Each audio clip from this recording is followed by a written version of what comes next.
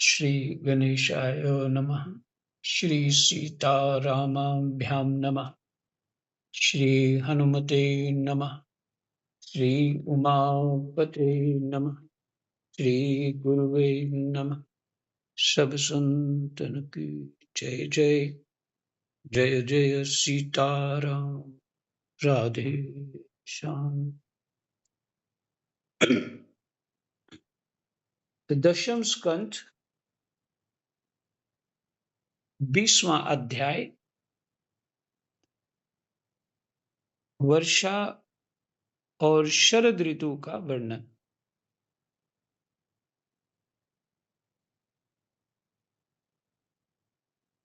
देखिए, अब वर्षा के बाद शरद ऋतु। अब शरद ऋतु चल रही, फिर हेमंत आएगी, जा चल रही होगी या चल आएगी। तो वृंदावन का ये शरद ऋतु कैसा था, उसका वर्णन।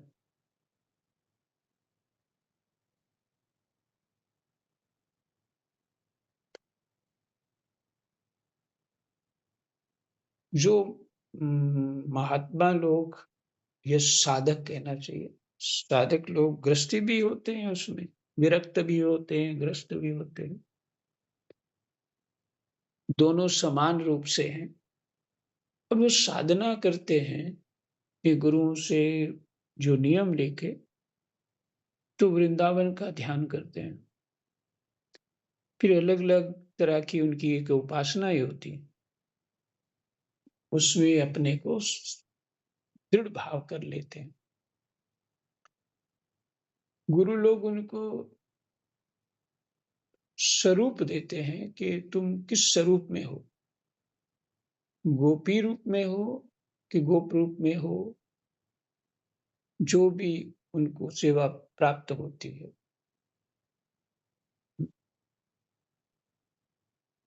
तो जिस तरह से हम लोगों ने संसार चिंतन कर करके दृढ़ कर लिया, संसार के अतिरिक्त हमको कुछ और दिखता ही नहीं, और कुछ समझ आता ही नहीं है। क्यों? हमारी बुद्धि निरंतर संसार में घूमती रहती है, निरंतर। ये हम संसार का साधन कर रहे हैं, संसार को पाने का साधन कर रहे हैं, है ना? तो वो प्राप्त है ही। तो और तो क्या है, इसको प्रत्याहार करना है संसार को। उसका अर्थ है कि संसार का चिंतन खत्म करना है। धीरे धीरे धीरे संसार का चिंतन रुक जाए और भगवान का चिंतन हो। अब हमारे पास जो और विधियां थी उसको नहीं कर सकते, अब हम यही कर सकते। वैसे ही कल युग है और बुद्धि स्थिर नहीं रहती। हर चीज में, खान पान, पानी, सब में, हवा, सब में अशुद्धि हो गई, तो बुद्धि स्थिर कहाँ से होगी? आप दूध नहीं ठीक से ले सकते हो, कोई भी ऐसी है, अन्न आपका ठीक नहीं, सब्जी ठीक नहीं, कुछ ठीक नहीं, तो बस चल रहा है, शरीर चल रहा है। और कलयुग में इसीलिए शरीर रोगी रहता है। तो संसार को, ऐसे संसार को भूलने का उपाय क्या है? जहां तक हो कि अपना सात्विक खान पान हो, विचार शांत करें, कामनाओं में ना फंसे, थोड़ा बहुत भजन साधन से सुख आता है, तो दूसरों की, अपने जिनके प्रति मोह है उनका चिंतन करने लग जाता। बस चिंतन हुआ उनके प्रति, फिर तो तुम उसी में डूब जाओगे। और जैसे 50 साल के बाद थोड़ी बुद्धि भी विकसित हो जाती है जीव की और उसको काम कैसे करना है, कैसे करवाना है, वो बुद्धि भी बढ़ जाती है। तो ये बुद्धि और उसको फँसा देती। तो पहले तो ऐसा नियम था कि वो घर से ही चले जाते थे, ताकि धीरे-धीरे ना किसी को देखेंगे, ना सुनेंगे, ना कोई समस्या रहेगी। तो एक जगह से दूसरी जगह जाने से सीन बदल जाता है टोटली। और जब लंबे समय कहीं दूसरी जगह रहता है तो धीरे-धीरे सबसे विस्मृति होने लग जाती। अब ऐसी कोई स्थिति नहीं है। तो जो उत्तम-उत्तम साधन है हमारा, वो है भगवान का गुणानुवाद।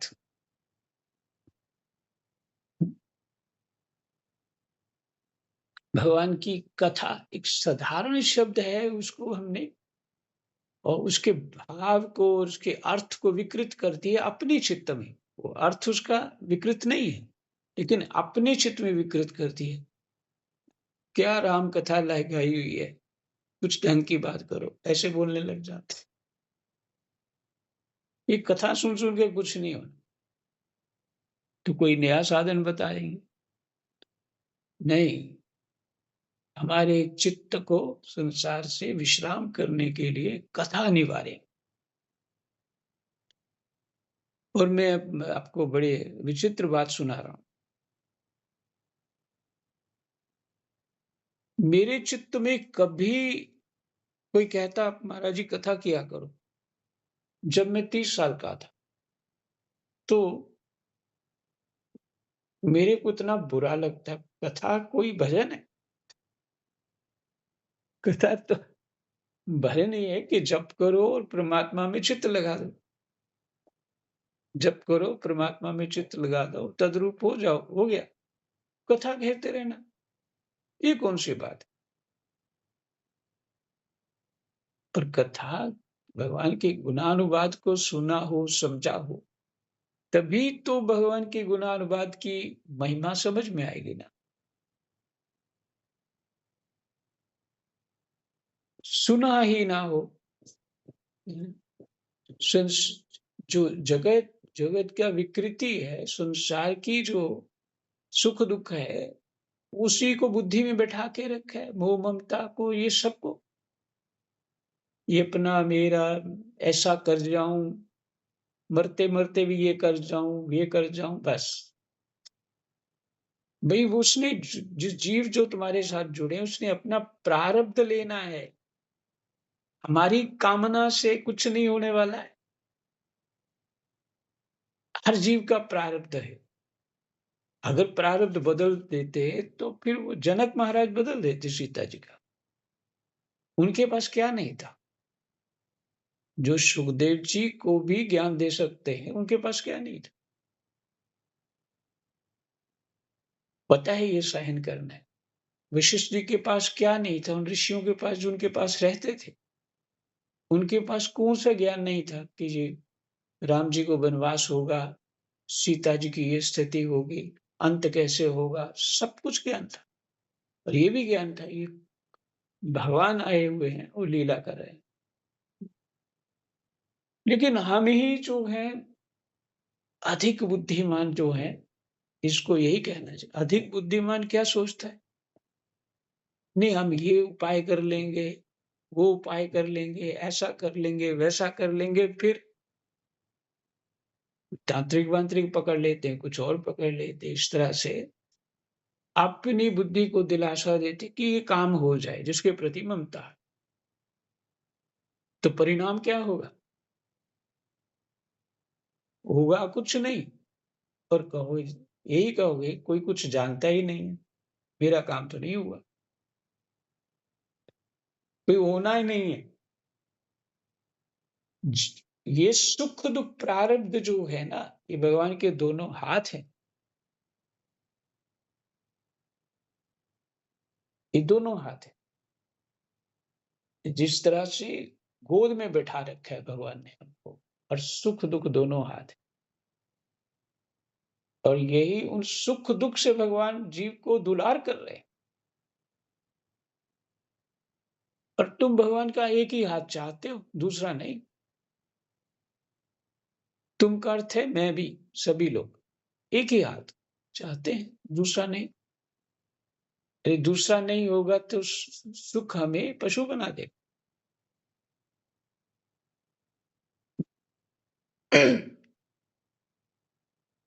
तो इस सारे विचार का एक भाव, यही अर्थ निकलता है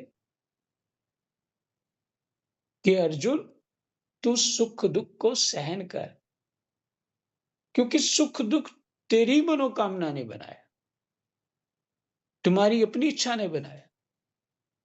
ये उसका क्या होता है भाग, ये हो जाएगा तो मैं सुखी हो जाऊंगा, ये हो जाएगा तो सुखी हो जाऊंगा, बच्चे सुखी हो जाएंगे। और बच्चों की जैसी बुद्धि है, सुखी होने पे वो वही करेंगे जो नहीं करना चाहिए, और उसका पुण्य भी फिर तुम्हें को मिलेगा।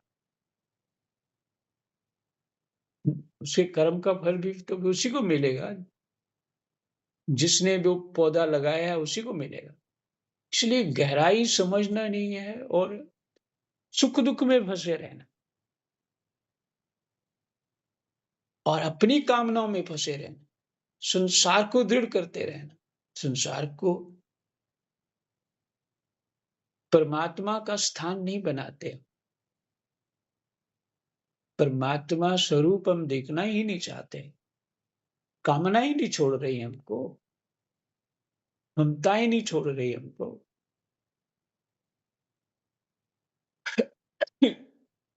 ये थोड़ा बहुत आज जीव विचार भी करता है तो दूसरे समझाने लग जाते, नहीं ये भी कर्म है, तेरा धर्म है, फलाना है, ढमकाना है। कर्म धर्म तो उस समय चला गया, और यहाँ धर्म एक ही है, परम धर्म। अब जो लौकिक धर्म हमारे हाथ से छूट चुका, कलयुग में वैसे भी नहीं हो पा सकता। अब पारलौकिक धर्म जो परम धर्म है, वही हमारे हाथ में। उसके लिए भगवान का गुणानुवाद सुनना, चित्त परमात्मा में लगा देना,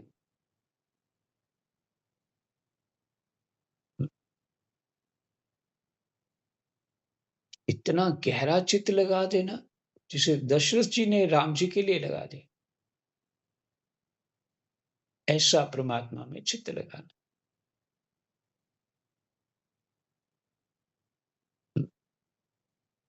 मीरा जी ने तन्मयता कर दी, कृष्ण स्वरूप हो गई,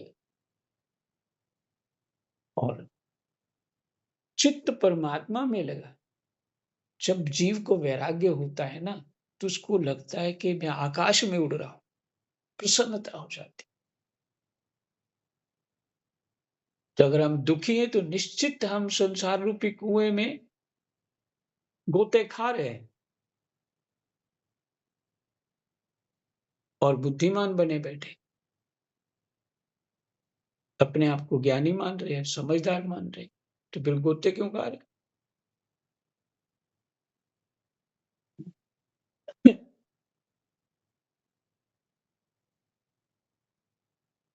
तो ये इतनी लंबी बात जो हो गई है, उसका तात्पर्य ये है, करना चाहता था थोड़ी सी बात, पर हो गई लंबी। उसका तात्पर्य ये है, भगवान का गुणानुवाद सुनना श्रेष्ठ साधन है। अर्जुन, मैं यज्ञों में जप यज्ञ हूं, यज्ञों में यप यज्ञ हूं। जप यज्ञ, पाठ सुनने में भी, सुनने को भी जप यज्ञ कहते, स्तोत्र स्तुतियां करने को भी जप यज्ञ कहते, नाम जपने को भी ना जप यज्ञ कहते। तो जो श्रेष्ठ है, बहुत जल्दी प्रभावित कर देता है। जीव के कलुषित कर्म जो है, माने अज्ञान जो है, उससे निवृत्त कर देता। उत्तम साधन है। ये भाव है। जो बड़ी दूर चला गया था बातें करते-करते, वापस आ जाते।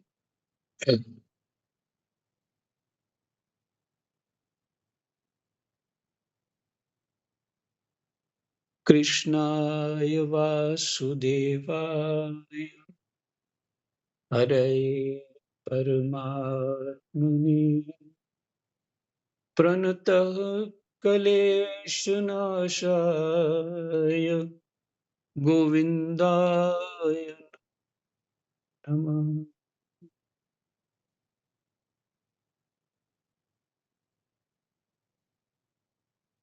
मूसलधार वर्षा की चोट खाते रहने पर भी पर्वतों को कोई व्यथा नहीं होती थी। बहुत ही एक मर्म को छूने वाला ये श्लोक है। मूसलधार वर्षा की चोट खाते रहने पर भी पर्वतों को कोई व्यथा नहीं होती थी, जैसे दुखों की भरमार होने पर भी उन पुरुषों को किसी प्रकार की व्यथा नहीं होती, जिन्होंने अपना चित्त भगवान को ही समर्पित कर रखा है। ये चित्त समर्पित कैसे होगा? देखिए, ये जितना जितना भी मैंने अभी स्वतः ही बोलना शुरू किया, ये श्लोक पढ़ा नहीं था। पर ये भगवान जी ने क्या लीला करी है, वही श्लोक सामने आ गया। चित्त भगवान को समर्पित कर रखा था।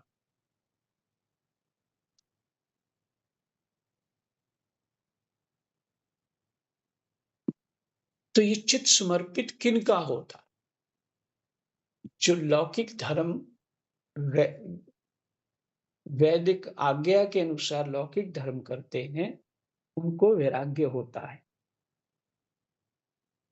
और गोस्वामी जी लिखते हैं, धर्म ते विरति योग ते ज्ञान।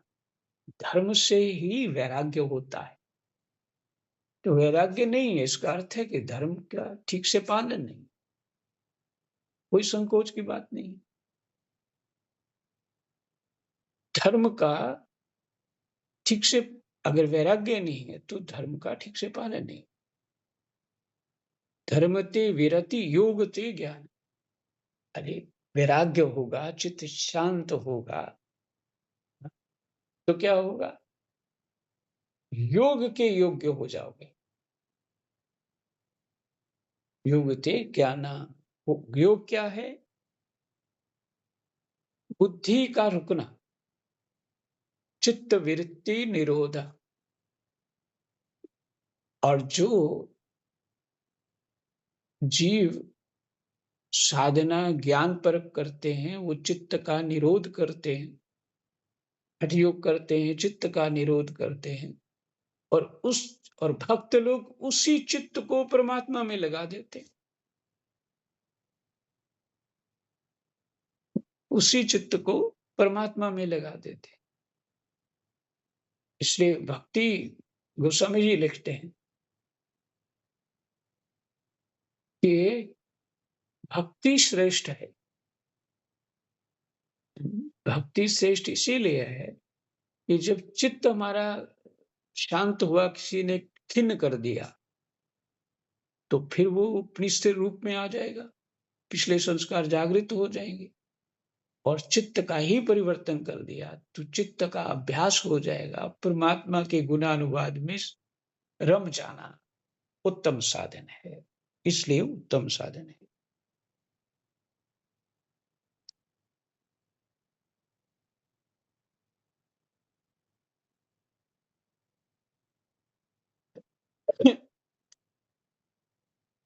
और एक एक शब्द और रह गया, जो धर्म करके वैराग्य को प्राप्त हो चुके हैं, माने संसार को निस्सार समझते हैं, यही वैराग्य है। वैराग्य का अर्थ ये नहीं है कि तुम सबसे बात करना बंद कर दो, व्यवहार करना बंद कर दो, इसकी कोई आवश्यकता नहीं। वैराग्य का अर्थ है कि तुम्हें संसार में राग नहीं, तो उसके लिए कुछ भी अच्छा बुरा कुछ भी हो जाए, हुँ, तो उसको क्या है, उसके चित्त में कोई फ़र्क नहीं पड़े, इसी को वैराग्य कहते हैं। कबीर का कोई ऐसा दोहा है कि तुम अगर तू लड़वा दे और लड़वा दे, दुनिया लड़ रही है तू और लड़वा दे, कोई फ़र्क नहीं पड़ता। कुछ इस तरह से वो दोहा है। अच्छा है वो, याद आ गया पर वो स्मृति में पूरा आ नहीं रहा। तो ख़ैर वैराग्य का तात्पर्य यही है कि ये विश्व तो कर्म प्रधान है ना, जो जस करे तो तस फल चाखा। हाँ, कर्म प्रधान है। तो ये सारे ही जीव मेरे कर्म हैं। ये मेरे संबंधी जिनके प्रति ममता है, ये सब मेरे कर्म है। ये वो नहीं है जिनको मैं जैसा मैं देख रहा हूँ। ये वो नहीं, पर वो अब तुम करोगे तो कोई ना कोई वो संबंध बना के साथ जुड़े रहेंगे, तो तभी तो वो ममता के कारण में ममता से हमें फँसा के रखेंगे और फिर वो अपना जो है, जो उनका कर्म तभी भोग पाएँगे, हम भी और वो भी। इसलिए संबंध हो जाते हैं। नाता पर करना क्या है? नाता एक राम जी से, दूजा नाता तोड़ दे। बाहर से कुछ नहीं तोड़ना है, भीतर से तोड़ना है, लेकिन उसी कर्म को जो जो करना है उसको सेवा बुद्धि से करना है, सेवा बुद्धि से करना है। उसी कर्म को, जो चित्त शुद्ध होगा तो ये बातें समझ में आती हैं। नाता का तोड़ने का अर्थ नहीं है कि उसे बोलना बंद कर दो, नहीं, कुछ करना ही नहीं उसका, नाता तोड़ दिया और चलो हरिद्वार, वृंदावन जाके बैठ जाते हैं, ये कुछ नहीं, ऐसा नहीं। फिर वहाँ जाके दूसरों की निंदा होने लग जाएगी। तो ऐसा है कि सुख मिले, दुःख मिले, जैसा भी कोई कर रहा है, करने दो। हमारा कर्तव्य जो अभी है, शेष बचा हुआ, वो करते रहो और उसके सुख-दुःख में मत फँसो। जो करता है कोई करने दो।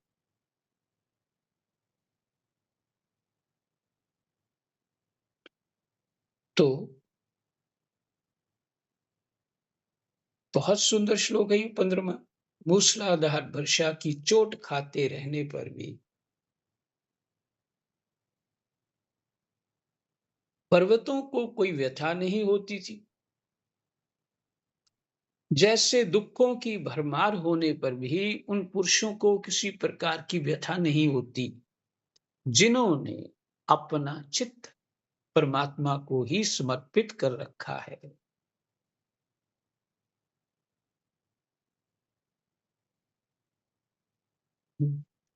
जो मार्ग कभी साफ नहीं किए जाते थे, वे घास से ढक गए हैं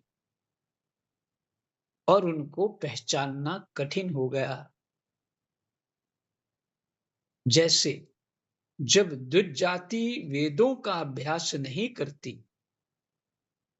तब कालक्रम से वे उन्हें भूल जाते। वेदों का अभ्यास कौन करता है? ब्राह्मण, क्षत्रिय, वैश्य। तो यहाँ शूद्र निकृष्ट नहीं हुआ। नहीं, उसका सेवा का अधिकार है, उत्तम अधिकार है, सेवा का अधिकार। वो सभी इस जगत में ब्रह्मा से लेके इवन के भगवान भी सेवा ही कर रहे हैं। सेवा ही कर रहे हैं, तो उनका सेवा का अधिकार है। कोई निकृष्टता नहीं है उसमें, विचार रखना चाहिए। क्योंकि सेवा करने वाला उसको अपना ध्यान नहीं रख पाता।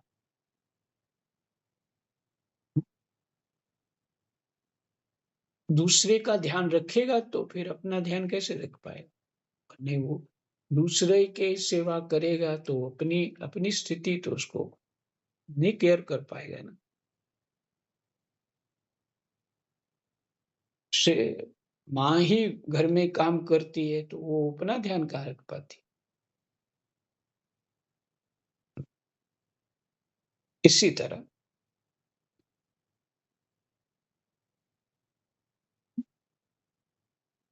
ये इस पाठ को पढ़ते हुए जो मार्ग कभी साफ नहीं किए जाते थे, वे घास से ढक गए। इसको सिर्फ इतना बोलते हुए ही दत्तात्रेय भगवान की याद आ कि उन्होंने सभी जीवों से ज्ञान लिया और यही विवेक जो होता है जीव का, जो गुरु तत्व प्राप्त होता है हृदय में, वो हर परिस्थिति से ज्ञान उत्पन्न होता है, हर दृश्य से ज्ञान उत्पन्न होता है उसका, हर चिंतन से ज्ञान उत्पन्न होता है। हुँ। सुख-दुःख परिस्थितियाँ उसके लिए ज्ञान स्वरूप हो जाती। जैसे दत्तात्रेय देखिए, 24 गुरुओं का आश्रय लिया। हुँ।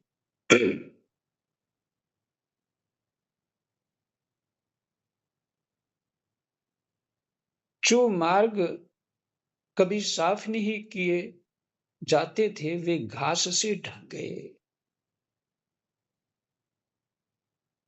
और उनको पहचानना कठिन हो गया। जैसे जब जाति वेदों का अभ्यास नहीं करते, तब कालक्रम से वे उन्हें भूल जाते हैं। खास करके ब्राह्मणों ने, क्षत्रियों ने ये छोड़ा, अपने-अपने धर्म छोड़ दिए। तो संसार की ये दुर्गति हो रही है और इसमें कलयुग की महिमा ज़्यादा है। माने वो कलयुग सबकी बुद्धि में बैठ गया। जब जब किसकी वो परीक्षित की भी बुद्धि में बैठ गया, जो तपस्वी थे, उनकी बुद्धि में बैठ गया, तो हम लोग क्या हैं? तप का कोई नाम ही नहीं। तो हमारी बुद्धि में तो वो बड़े आराम से सोफे में आके बैठेगा।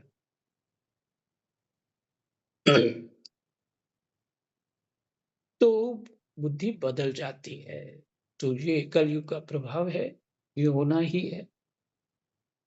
पर ये श्लोक का तात्पर्य, ये भाव ये है कि अपने ब्राह्मण, क्षत्रिय, वैश्य को अपने धर्म नहीं छोड़ने चाहिए। अगर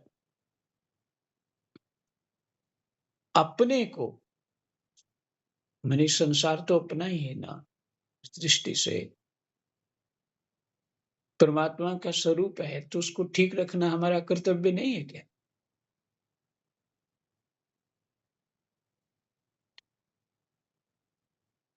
जैसे द्विज जाति, 3 जातियाँ जो हैं जब यज्ञोपवीत पहन लेती हैं तब द्विज हो जाती है, दूसरा जन्म हो जाता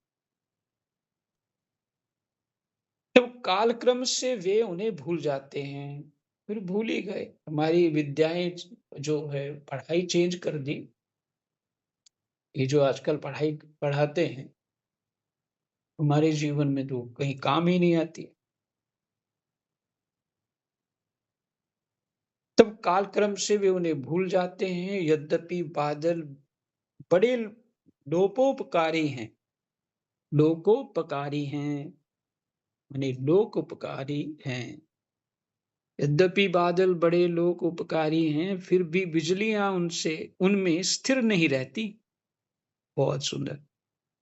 फिर भी बिजलियाँ उनमें स्थिर नहीं रहती। ठीक वैसे ही जैसे अनुराग वाली, जैसे चपल अनुराग वाली कामिनी स्त्रियाँ गुणी पुरुषों के पास भी स्थिर भाव से नहीं रहती।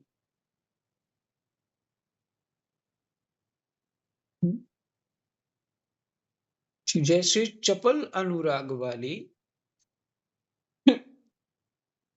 अ, चित्त जिनका बदलता रहता है, ये चपल अनुराग। कामनी स्त्रियां गुणी पुरुषों के पास भी स्थिर भाव से नहीं रहती। आकाश मेघों के गर्जन तर्जन से भर रहा था।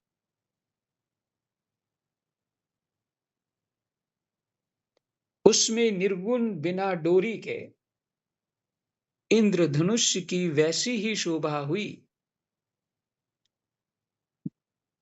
आकाश में बिना डोरी के निर्गुण इंद्र धनुष की वैसी ही शोभा हुई, जैसे सत्व रज तम गुणों के क्षोभ से होने वाले विश्व के बखेड़े में निर्गुण ब्रह्म की। बहुत उत्तम, उत्तम। जैसे निर्गुण ब्रह्म की। आकाश मेघों के गर्जन तर्जन से भर रहा था। उसमें निर्गुण, मैंने उस यहाँ निर्गुण परमात्मा को ही ले लीजिए, ऐसा बोल। उसमें भगवान इंद्रधनुष की वैसी ही शोभा हुई। जो इंद्रधनुष बनता है उसको भगवान कह लीजिए, इसको इन्होंने निर्गुण कहा। जैसे जैसी सत्व रज आदि गुणों के क्षोभ से होने वाले विश्व के बखेड़े में निर्गुण ब्रह्म की। बहुत गहरा है, इसको और बहुत अच्छा सार रूप में बात कह दी। यही विश्राम करते हैं। आज 3 ही श्लोक पढ़ पाए। जय जय सीताराम, राधे श्याम। कृष्णाय वासुदेवा हरे परमात्मने प्रणत क्लेशनाशाय गोविन्दाय नमः।